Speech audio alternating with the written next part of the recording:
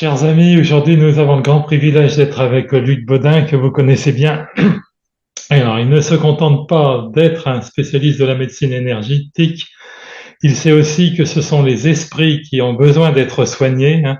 Donc, pour retrouver notre pouvoir. Alors là, il nous fait un beau cadeau avec son livre Déprogrammation et reprogrammation.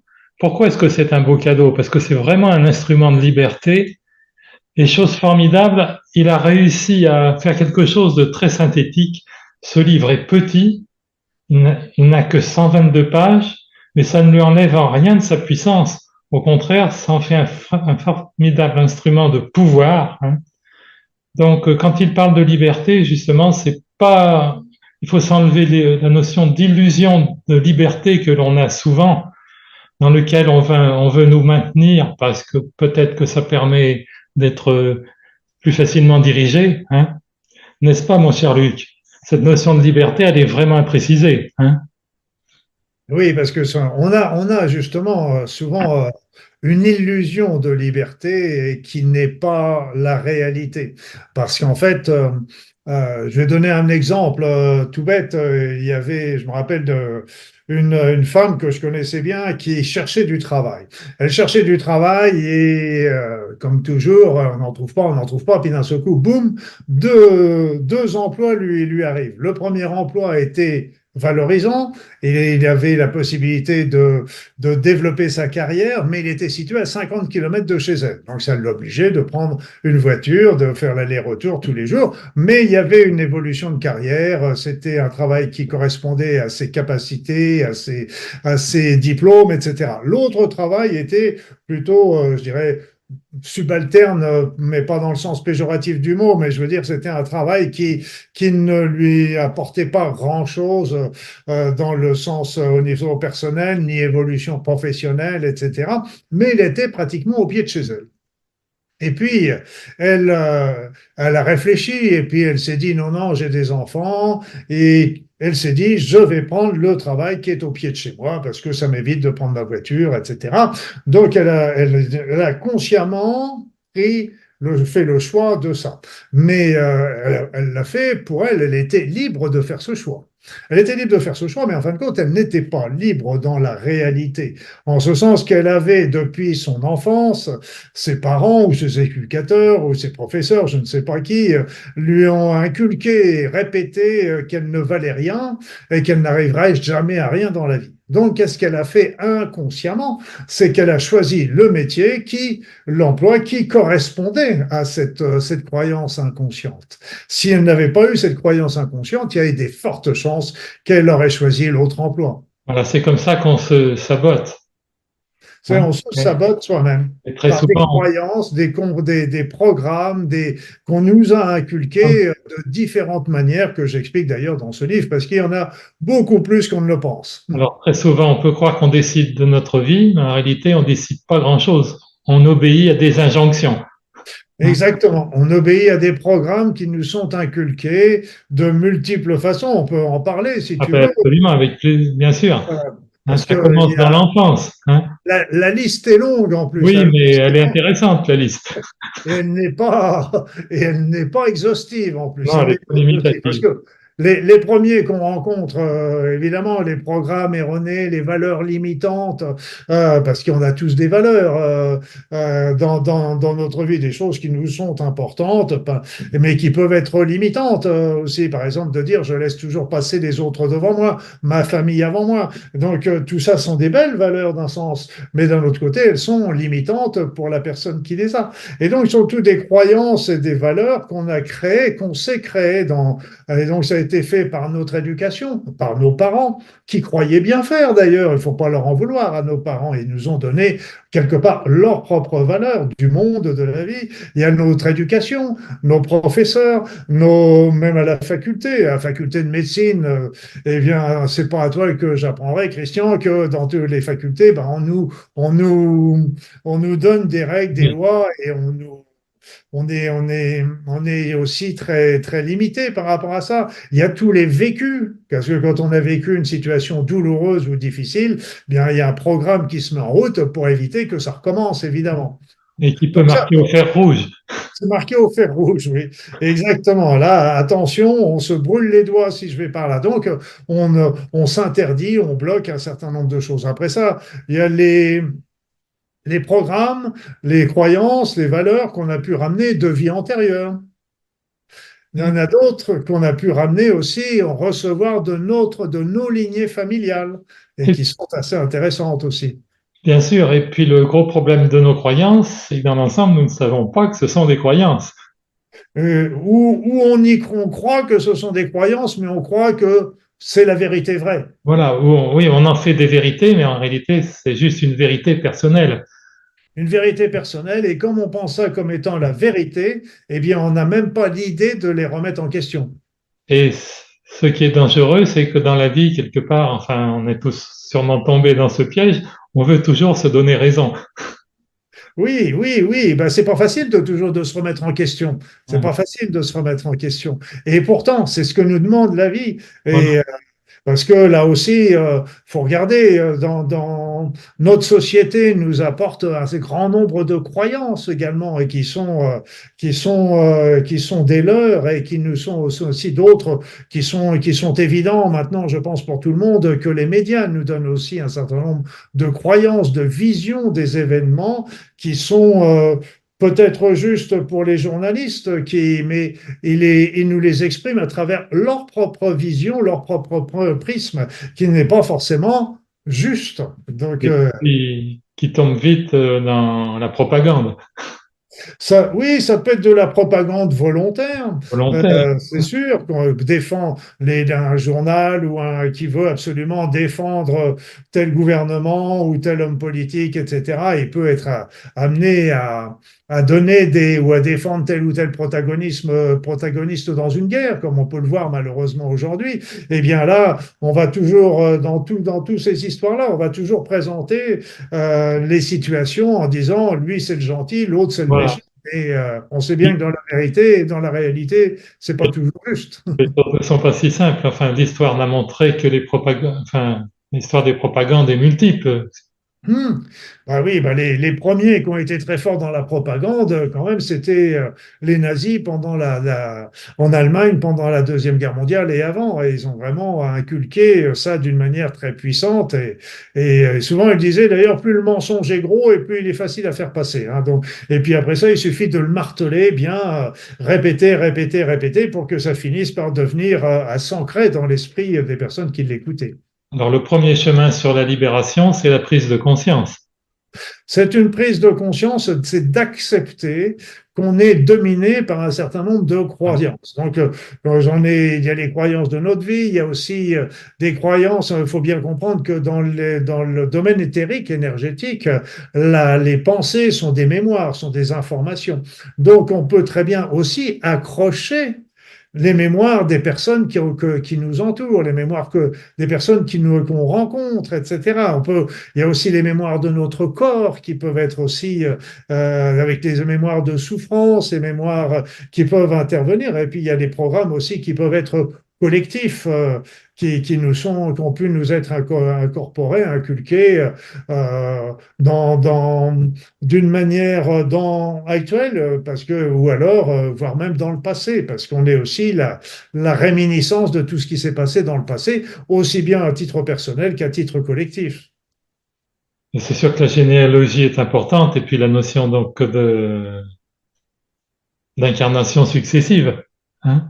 Voilà. Ben, je vais donner un exemple pour la généalogie qui est assez troublant, qui m'a fait beaucoup ouvrir les yeux. C'était une femme aussi que je connaissais qui n'arrivait pas à trouver l'homme de sa vie, mais qui avait vraiment, vraiment envie d'avoir un enfant. Donc, qu'est-ce qu'elle a fait? C'est qu'un beau jour, elle a choisi un géniteur, comme on dit, et sans le lui dire, elle s'est fait faire un enfant de cet homme. Alors, l'homme est parti, etc. Et donc, elle a eu cet enfant. Et quand elle a remonté dans son arbre généalogique, eh bien, on s'est aperçu, cette femme s'appelait Marie. Et quand on remontait dans sa généalogie, il y avait une arrière-grand-mère qui s'appelait Marie et qui était mère célibataire. Et en remontant encore un peu plus loin, il y avait une autre Marie qui était peut-être Marie, qui s'appelait peut-être Marie-Thérèse ou Marie-Madeleine, et qui était également dans la même situation. Donc, c'est des situations qui se répètent dans les Oui, générations, et c'est des mémoires aussi oui. familiales. Les vécus se transforment en croyances. Les vécus se transforment en croyances, mais aussi ce qu'il faut, c'est bien comprendre, c'est qu'on a des croyances, on a des choses qui nous sont inculquées, qui ne sont pas forcément à nous.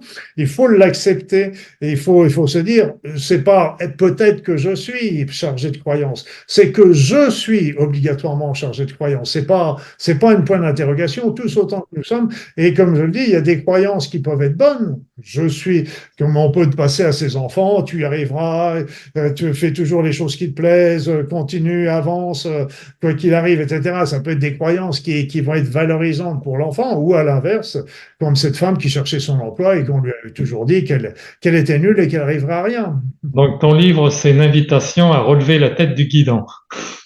Oui, c'est-à-dire c'est qu'il faut se dire, c'est dans le livre, j'énonce toutes les sources possibles de programmes et donc obligatoirement nous sommes porteurs de multiples programmes provenant de multiples sources. Maintenant, ce qui est important, c'est de s'en émanciper. C'est Et ça qui est important pour qu'enfin on puisse faire nos raisonnements, nos choix, nos comportements, nos attitudes en les choisissant par nous-mêmes et non pas par des programmes qui nous sont étrangers. de devenir adulte, c'est-à-dire de penser par soi-même. Bon, oui, c'est plus, oui, mais même euh, on pense toujours par soi-même, Oui, mais enfin, penser librement. penser librement, parce que C'est plus c'est juste, ça la tu as raison. différence. Oui, Voilà, de toute façon, on pense par oui. soi-même, mais on est, euh, on est programmé d'une certaine manière, et c'est ce programme qu'il faut faire sortir, pour faire qu'il faut éliminer tout ce programme erroné, ce programme délétère, ce programme qui nous dévalorise, parce que dans les valeurs, par exemple, il peut y avoir des valeurs qui sont positives. Donc, il faut pas jeter avec le bébé avec l'eau du bain, tout comme les croyances. Il peut y en avoir des positives, mais il faut se débarrasser absolument de toutes les croyances négatives, dévalorisantes et qui nous plombent dans la vie et qui font que on revit toujours les mêmes schémas, toujours les mêmes schémas. Je me rappelle comme ça d'une femme qui était mariée et au bout de quelques années de mariage, son mari s'est mis à la frapper. Pourtant, c'était pas le style du personnage, mais bon. Après ça, donc elle a divorcé, puis elle s'est remariée quelques années plus tard avec un homme qui semblait aussi tout à fait bien et correct. Et robolote, cet homme s'est mis à la frapper. Redivorce, et quelques années plus tard, elle trouve un ami, un conjoint, un petit ami, et donc ils vivent un peu ensemble. Et puis cet homme s'est mis également à la frapper. Et puis, à la fin, elle a dit, moi, les hommes, j'en veux plus, je reste toute seule à vivre avec mon fils, qui s'est mis à la frapper. Donc, c'est sûr que tous ces hommes Là, quelque sont à part, blâmer, c'est évident, c'est à blâmer.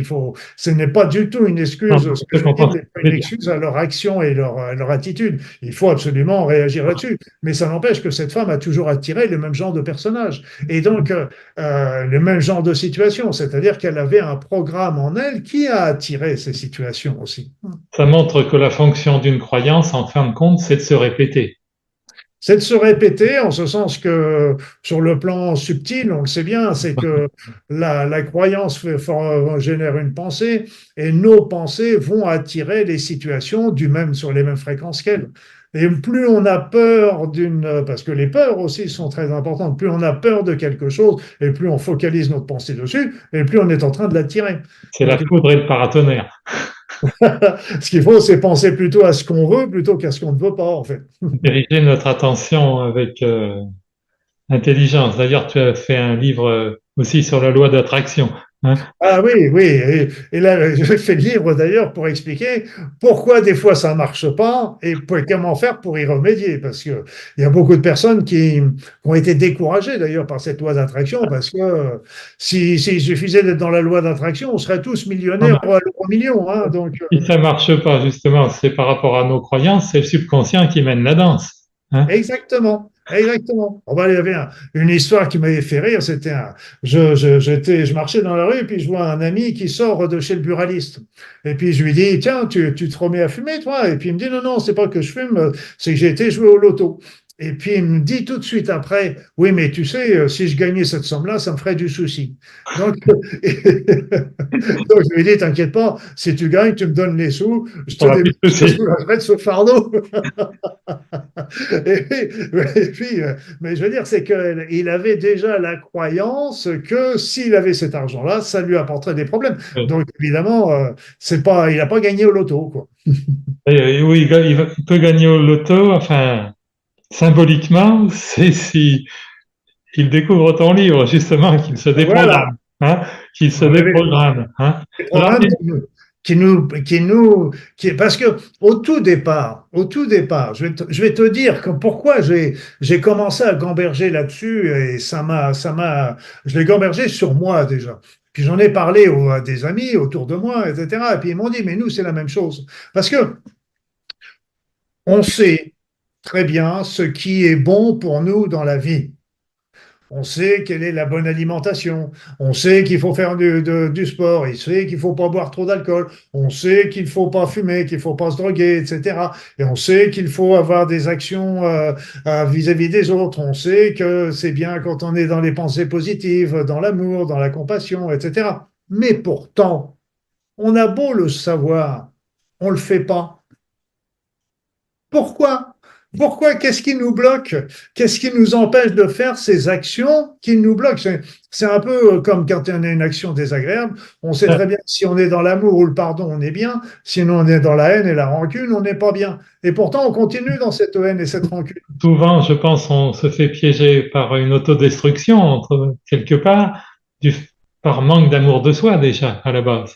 Oui, mais je me suis dit, il doit y avoir des éléments, des croyances, des éléments qui viennent nous empêcher. Et Ah, comme puis tu des dis, éléments des, inconscients, bien sûr, hein. le manque d'amour de soi, le manque de confiance en soi, mais il y a aussi des éléments qui font que on est attiré par les éléments qui sont péjoratifs pour nous. Et il n'est pas question même si on fait attention à son alimentation, par exemple, il n'est pas question non plus de se priver d'un bon repas au restaurant avec des amis, ou choses comme ça. C'est pas, on n'est pas obligé d'aller vivre dans un monastère. Et donc, le principe, c'est pourquoi et je me suis dit, on a des blocages, on a des choses qui viennent nous empêcher, nous bloquer pour vivre harmonieusement notre vie. Et c'est là que je suis commencé à creuser sur ces notions sur les blocages qui m'ont amené aux croyances, aux valeurs, aux programmes qui nous ont inculqués, qui nous ont été inculqués dans notre existence ou que nous nous sommes inculqués. Oui, parce qu'on n'est pas, faut pas se considérer comme victime non plus, hein. Jamais, jamais. Pour moi, je suis jamais une victime, Voilà, même par rapport à la situation qu'on vit à l'échelon mondial, parce voilà. que je considère que si j'ai choisi de m'incarner dans cette vie, dans cette position, dans cette société, à telle période de son existence, de son évolution, c'est parce que je suis dans le meilleur endroit qui soit pour comprendre, évoluer, changer, progresser. C'est pas, là encore, on n'est pas des victimes parce que justement, c'est ce que je montre dans ce livre, c'est qu'on peut se déprogrammer Tout et à après fait. ça, une fois qu'on est déprogrammé, on est un disque vierge et on peut nous-mêmes se reprogrammer. Et c'est ça qui est intéressant, avec des choses qui vont être positives pour nous. Et dans les programmes, il y a une chose importante que tu signales dont on n'a pas parlé, c'est la question des implants. Ah, les implants, j'ai évité d'en parler parce que c'est un sujet qui fâche, mais Hein. Donc, malheureusement, oui. on peut être Il y a- manipulé pour devenir amorphe C'est des implants, ou agressif, enfin, hein. on sait très bien que ces implants sont capables de mesurer, sont des émetteurs-récepteurs hein, déjà, donc il faut bien le comprendre. Et donc c'est des implants qui ont pu être envoyés d'une manière très, je dirais, subversive par différentes techniques, l'air, Oui, l'eau. la technologie s'en mêle, hein. Ah oui, parce que la technologie, maintenant, on est à la stade de nanoparticulaire, voire biologique, etc. Mais il y a aussi les produits chimiques qui peuvent nous être fournis aussi, qui peuvent avoir des effets comparables. Et là, par exemple, j'ai lu un article qui m'a sidéré, un article allemand qui m'a sidéré parce c'était un pilote de ligne qu'on a, qu'on a enlevé, enfin viré, enfin je sais plus, je me Renvoyé, pardon, renvoyé. renvoyé, exactement, merci. Qu'on a renvoyé parce que, tu sais pourquoi? Parce qu'il refusait d'envoyer des chemtrails. Eh Parce oui, qu'en fait, quand il décollait, il était dans je ne sais plus quelle compagnie aérienne bien connue, et quand il décolle, arrivé à un certain stade, ils ont une manette pour pulvériser, faire ouais, libérer les produits qui sont dedans. Et là, c'était la première fois que j'entendais un pilote de ligne qui reconnaissait qu'il y avait des choses qu'on lui demandait de pulvériser, et puis lui, sa conscience le lui interdisait, et c'est pour ça qu'il a été renvoyé. Voilà, donc c'est assez impressionnant. Et ces produits, qu'est-ce que c'est? Là encore, on peut se poser de multiples questions par rapport à ça. ouais. On peut se poser beaucoup de questions aussi par rapport à l'alimentation, hein. L'alimentation, oui, parce que là aussi, elle agit sur le cerveau. Déjà, on connaît bien maintenant qu'il y a un axe intestin-cerveau qui est direct. On sait que la flore intestinale, par exemple, conditionne notre état de santé mentale et que ça favorise une dégradation de la flore peut favoriser des états dépressifs, ça peut favoriser même des psychoses, des états des troubles bipolaires, etc. Donc tout ça, ça a été mis en... Donc c'est pour ça que l'alimentation, et selon ce que l'on mange, bien évidemment, on va être plus ou moins perturbé selon qu'on mange aussi plus ou moins de la viande, eh bien, on va favoriser certains neurotransmetteurs qui sont l'adrénaline, la noradrénaline, la dopamine, etc., qui sont des hormones utiles parce qu'elles vont nous amener l'action, mais à forte dose, elles peuvent amener l'agressivité. Inversement, une alimentation qui va être plus de nature végétale, eh bien, à ce moment-là, elle va plutôt favoriser la sérotonine, qui est l'hormone de la sérénité. Alors, je ne presse pas non plus pour faire du végétarisme. Je dis qu'il faut trouver simplement un équilibre entre les deux, comme toujours. Il y a aussi un élément qui est très utilisé depuis quelques dizaines d'années, c'est le fluor. Et le fluor bloque dans la matérialité, hein. Les nazis s'en étaient servis. Et ce qui est quand même un petit peu dommage en France, tout au moins, par exemple, c'est quand les premiers dangers du fluor ont été mis en évidence aux États-Unis. Enfin, l'histoire n'est pas d'hier, mais il y a peut-être 30 ou 40 ans, c'est là que le ministère de la Santé en France a donné son autorisation pour la fluoration du sel dans les écoles. Ouais, ouais. Hein, Ouais, le zimafluor qu'on donne voilà, aux hein, nourrissons et puis le voilà. fluor qu'on retrouve dans tous les dentifrices. Et le fluor, qu'est-ce que c'est le fluor? C'est un déchet industriel. Pour ça, Hmm. ça coûte rien à la tonne. Alors, ils peuvent en mettre partout. Et oui, non, mais en plus, c'est plus grave que ça encore. C'est que c'est que le fluor, d'abord, moi, je me suis dit, OK, d'ailleurs, dans mes croyances, je me suis dit, OK, on me dit le fluor, c'est bon pour mes dents. Je dis, OK, mes professeurs m'ont appris ça, ils ont certainement raison. Et ils m'ont filé une croyance, tout simplement.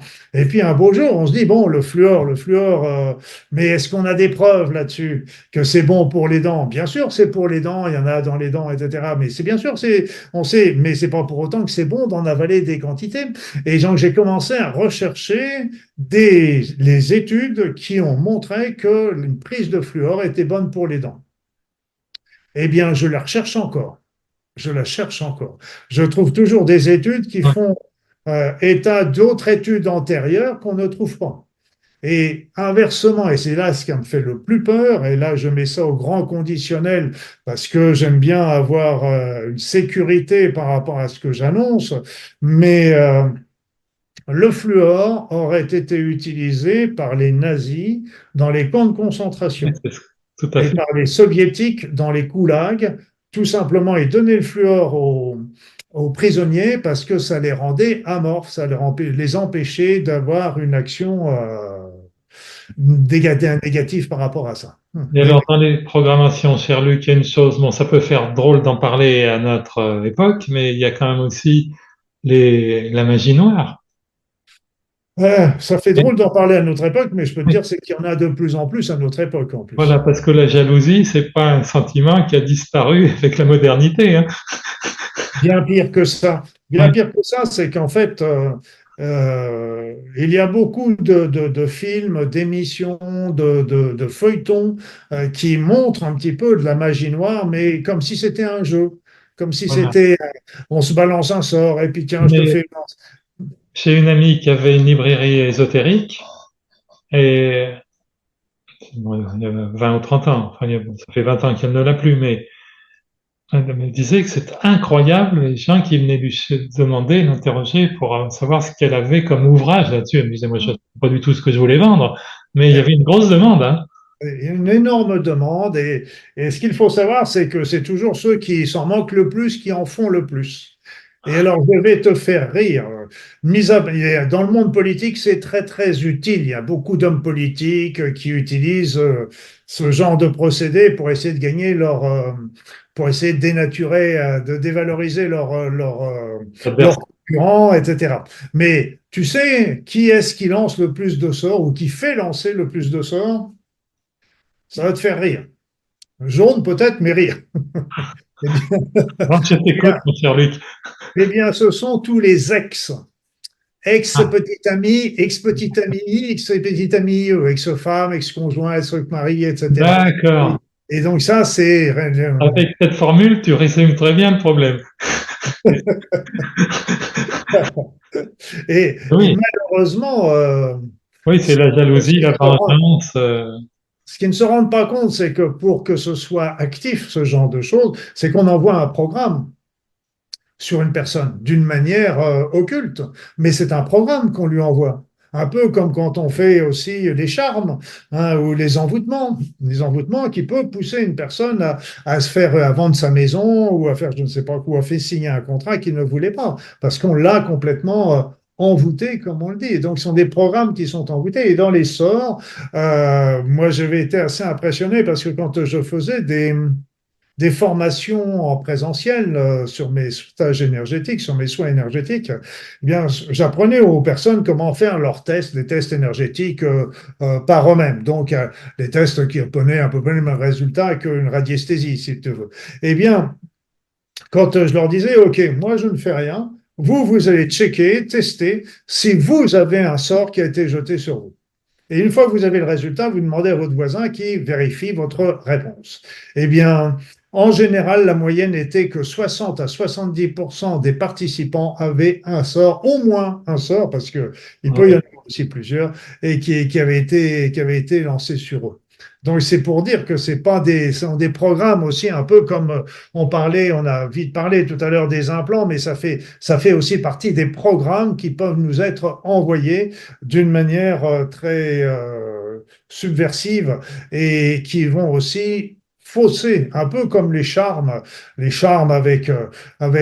serait-ce qu'on voit ça dans toutes les publicités des marabouts, ramène ta femme, ramène ton mari, etc. Mais c'est vrai que c'est possible par la magie noire. Mais comment qu'on peut faire sa vie avec son mari ou sa femme qui est revenue, parce qu'elle est revenue, parce qu'elle a eu un envoûtement, et sinon elle serait jamais, il ou elle serait jamais revenue. C'est pour dire la puissance que peuvent avoir les choses, mais seulement les gens qui envoient ça c'est un peu l'autre côté. Un jour ou l'autre, ils ont le retour du bâton, mais ça c'est leur histoire. Ça Oui, c'est à... c'est Voilà. c'est leur problème, hein. Exactement. La vie est faite d'expériences, hein. Ils apprendront, hein. Oui, oui, Et oui. il y a Mais il y en a aussi, certaines, on éviterait, il est bien de les oui, éviter. oui. Il y a aussi une chose, c'est l'esprit de masse.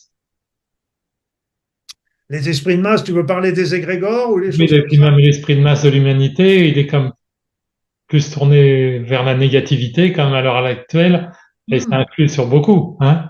Enfin, il y a Ah les oui, égrégores, bien sûr, déjà, hein. et quelque part, c'est un égrégore, c'est un Voilà, égrégore. les égrégores, tu parles des foules aussi, justement, hein. C'est obligatoire à partir du moment où on nous présente tel individu, telle situation, tel protagoniste comme étant quelqu'un d'affreux, eh bien à ce moment-là, les pensées de millions de personnes vont se focaliser là-dessus et ça va. Et ce qu'il faut bien comprendre, c'est que ces égrégores, ces pensées ne font qu'attirer d'autres émules, parce qu'elles aspirent au fur et à mesure d'autres individus qui vont se mettre à penser dans la pensée collective, en fait. On arrive à une hypnose collective, hein. C'est une sorte d'hypnose collective. C'est une sorte d'hypnose collective, tout à fait. La bonne nouvelle, c'est que tu nous aides à nous reprogrammer. Il Voilà, oui, parce faut- que c'est vrai que tout ça, tous ces éléments qui nous apportent des programmes dans notre corps, bien, il faut d'abord le savoir. Et maintenant, une fois qu'on le sait, il y a un point qui est très, très, très intéressant à bien comprendre. C'est que dans l'univers, il y a des règles. Et une des règles qui est très importante, c'est la règle du libre arbitre. La règle du libre arbitre, c'est-à-dire qu'on ne peut pas faire à quelqu'un quelque chose qu'il ne voudrait pas ou qui est de délétère pour lui. Donc, à partir de là, si pour lui, si on veut lui faire faire quelque chose de délétère, il faut à ce moment-là lui présenter l'entourlouper, je dirais, pour lui faire croire que c'est bien et pour que lui lui faire croire soit que c'est d'accord. pour son bien. Voilà. Et on voit ça très souvent, hein. C'est aussi pourquoi on nous pousse à faire telle action. C'est parce qu'on nous dit c'est vachement bien, c'est important pour vous, pour votre santé, pour votre famille, pour votre compte en banque, pour mille raisons. Et donc, on va donner notre accord. Et on perd notre pouvoir à ce moment-là. On donne notre pouvoir. Et donc, là, ce qu'il faut comprendre, c'est que la plupart des programmes qu'on a sont des programmes qui nous ont été inculqués à notre insu. Donc ça, c'est important. Ou si on l'a fait, si on l'a accepté volontairement, c'est qu'on l'a accepté aussi sans doute pour des mauvaises raisons ou pour des mauvaises raisons qu'on nous a données, parce qu'on nous a menti ou choses comme ça. Donc, avec la règle du libre arbitre, eh bien, tout simplement, on peut commencer par dire, toi, je t'ai jamais demandé de venir, tu m'appartiens pas, tu pars. Donc là encore, on peut commencer par ça, parce qu'on a ce libre arbitre-là, on est les seuls chefs chez nous, je dirais. Mais chose formidable, tu nous proposes de faire un package de toutes ces consciences erronées, Voilà. de toutes ces croyances erronées, parce qu'en fin de compte, c'est à notre insu. C'est un autre insu et on les connaît pas la plupart. On n'en a pas conscience de Voilà. la plupart. Parce que comme on le disait tout à l'heure, on les prend pour vérité absolue. Tu sais, quand on est gamin, même plus tard, on entend nos parents qui nous disent la vie c'est comme ça, la vie c'est dangereux, la vie les Voilà. gens sont méchants, etc. Nos parents nous le disent. Il n'y a Donc pas beaucoup d'enfants qui ont la chance de s'entendre dire la vie est merveilleuse. Hein. voilà, ben voilà, la vie est merveilleuse, elle m'arrête de vivre, et puis on Voilà. va. Et donc, nos parents nous disent, nos professeurs nous le disent, le gouvernement nous le dit, les savants nous le disent, les médias nous le disent. On se dit, mais tout le monde nous le dit, tout le monde le dit, donc ça peut n'être que vrai. Et donc, on fonce, on accepte ça. Et là encore, je reviens sur la notion que j'ai dit tout à l'heure, il ne faut pas leur en vouloir à toutes ces personnes qui nous ont transmis ça. C'est parce qu'elles-mêmes, elles étaient prises par ces programmations et elles-mêmes, elles ont cru bien faire en nous les passant. Moi, je ne suis pas dans la paranoïa, hein, donc et si elles ont cru bien faire, ça n'empêche que ça a pu... Donc, cette loi du libre arbitre, elle nous invite à reprendre les rênes, justement. Hein. Voilà, reprendre notre pouvoir qu'on Voilà. a donné. Même de temps en temps, on donne des contrats, on fait des contrats. Un contrat classique, c'est quand on rentre dans une religion. Un contrat classique, c'est bah, quand on se marie. Oui. Bah Bon, oui. mais au divorce, au moment du divorce, est-ce que le pacte a été rompu? On rentre dans une entreprise, on rentre dans une association, on rentre dans... Et donc, tout simplement, il y a des pactes qui sont faits, plus ou moins consciemment, plus ou moins, il y a du style, il y a, ah bah, vous rentrez dans telle association, il y a tel ou tel, il y a un cahier des charges à suivre, est-ce que vous êtes d'accord? Ça a l'air de rien, ça. Ça a l'air de rien, mais en mine de rien, c'est un pacte. Et donc, le pacte, une fois qu'il est lancé, il est lancé. Et c'est pas parce qu'on parle de l'association que le pacte est forcément n'est plus. Donc il faut se libérer de tous ces éléments. Et c'est là que je donne justement un protocole complet, facile à réaliser dans le livre. À partir du livre, vous avez ce protocole qui permet de... Mais il n'y a qu'une seule personne qui peut le faire, ce protocole, c'est la personne par elle-même. Alors, Personne ne peut le faire à sa place. Et ça, c'est très important à comprendre. le protocole est décrit avec précision dans ton livre, donc il a trois étapes. Hein. Vas-y. La première, c'est l'intention. Oui, bah, c'est l'attention, c'est déjà de le savoir. Voilà. Ça. Après ça, la deuxième, c'est C'est-à-dire, j'ai l'intention de reprendre ma liberté. l'intention de s'en débarrasser, S'en au moins débarrasser. des programmes délétères. Voilà. Et puis après ça, on peut commencer à faire le protocole que j'ai indiqué et Voilà. qui C'est très est bien indiqué en décrit, détail. mais la force du protocole, c'est justement qu'on n'a pas besoin de connaître des croyances délétères. Oui. Hein, Bon, de toute parce qu'autrement, façon, on n'aurait jamais fini. exactement, exactement. Exactement. C'est pour ça qu'il faut, et il est important aussi de refaire plusieurs fois ce protocole. C'est que, bien sûr, le protocole va nettoyer, mais c'est un peu, moi, je pense, c'est un peu comme quand on plure un oignon. On enlève la première couche et puis la deuxième, etc. Il ne faut pas hésiter à renouveler ce protocole pour arriver à vraiment avoir un résultat intéressant. Puis alors, après ce grand reset, il Hmm. faut reprogrammer. Voilà. Il faut reprogrammer, c'est parce on a refait un effacement de mémoire, je dirais, quelque part. Et donc, il faut se reprogrammer. Mais la différence là, c'est que nous allons nous reprogrammer consciemment. Et ça, c'est nous qui allons choisir les programmes. Les programmes que nous allons pouvoir mettre en place. Et là, je donne des exemples dans le livre, mais ce ne sont que des exemples pour aider la personne, le Voilà. lecteur, à faire un petit peu, à réfléchir, à voir un petit peu ce qu'il pourrait demander. Mais il y a moult exemples et c'est à lui de définir parce que pas un, mais les programmes qu'il désire inculquer, mettre dans sa vie à partir de maintenant pour vivre, pour décider, pour avancer. À chacun de retrouver son pouvoir créateur. Et voilà, et chacun de retrouver déjà son pouvoir, tout simplement, le Pouvoir. pouvoir sur sa vie, créateur, tu as raison, créateur de sa vie, dans ce sens-là, oui. Et c'est ça qui est très important. Mais au-delà de ça, c'est que ça nous permet aussi de voir les événements d'une manière plus objective, plus complète, donc plus sereine également, parce que, bah, évidemment, c'est nous qui allons nous faire notre propre opinion maintenant. C'est qu'on va pas se faire une opinion toute faite qu'on nous a donnée, qu'on nous a inculquée. Et donc, ça nous donne ça va avoir des répercussions sur les choix qu'on va faire dans notre vie, sur nos comportements, nos attitudes, sur nos paroles, sur nos actions. Donc, ça, c'est des éléments qui sont, mais ce sera les nôtres. On aura véritablement choisi Voilà. de manière consciente et posée à partir des croyances, des programmes que nous serons mis, on pourra se créer la vie véritablement qu'on a envie de vivre. C'est une invitation à utiliser notre plus grand pouvoir, quelque part, celui de choisir. Hein. Mais oui, mais oui, Où est-ce que je donne mon attention? Hein? À de quoi est-ce que choisir je donne mon attention?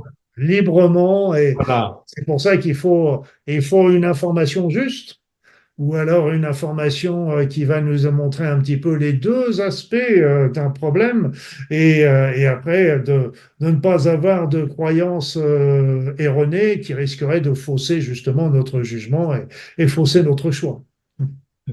Et puis se libérer du juge intérieur, cette petite voix qui est toujours là pour dire t'es trop ceci ou pas assez ceci. Enfin, Oui, et puis hein, il y a l'ego aussi, l'ego ego. qui est toujours aussi très puissant et qui a une petite utilité à petite dose, mais qu'il faut absolument limiter. Aujourd'hui, dans notre société, l'ego des individus prend une trop grande place, et alors que la société, une véritable société harmonieuse, va être plus faite sur la partage, la compassion, la compréhension de l'autre, etc. Ça va pas, où l'ego n'a pas la première place. Voilà, l'ego fait le bonheur des publicitaires.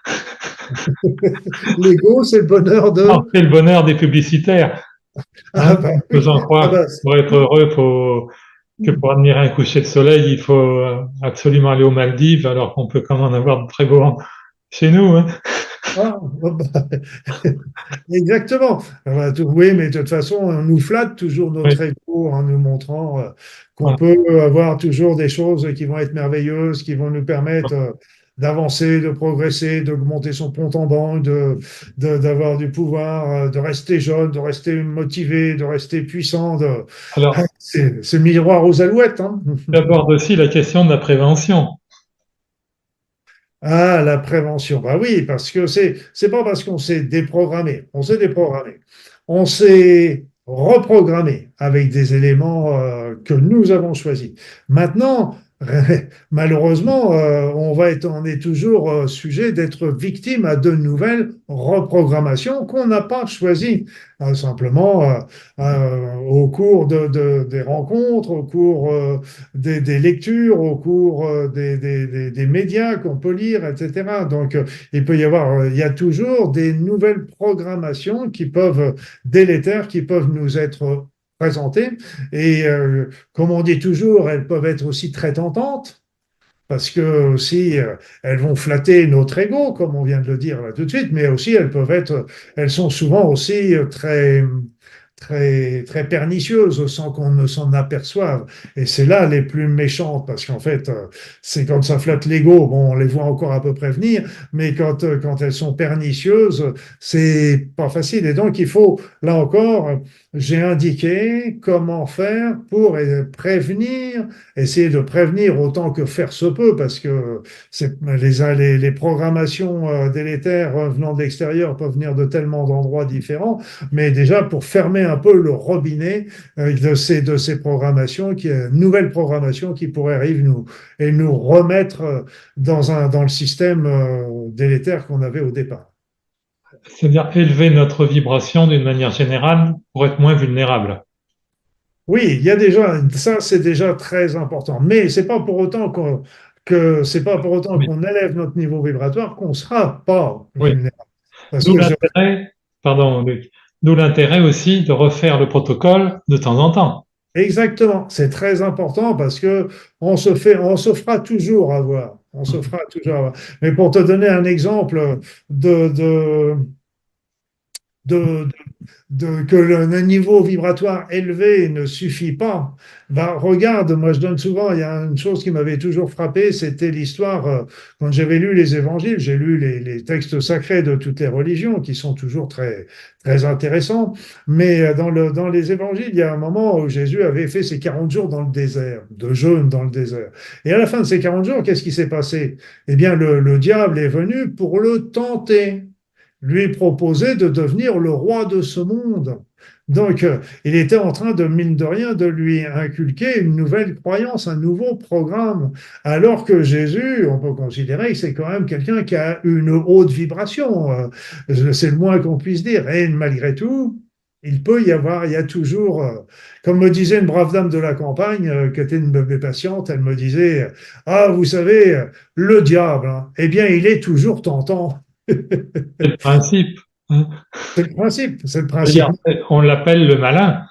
Bah oui, et puis il va toujours nous tenter avec les choses nos, nos, nos désirs secrets, nos Oui. aspirations, et donc on garde, qu'on essaye de mettre un petit peu de côté, mais lui, il va les ressortir et puis il va nous les mettre devant nous. Et donc il peut très bien, on peut très bien être là encore, les monter sa vibration est déjà très important. Se mettre dans l'amour est aussi, là, je pense que c'est encore Oui, très fort parce que ça éloigne beaucoup les choses qui peuvent être négatives, mais évidemment, c'est pas facile d'être dans l'amour 24/24. Donc, voilà.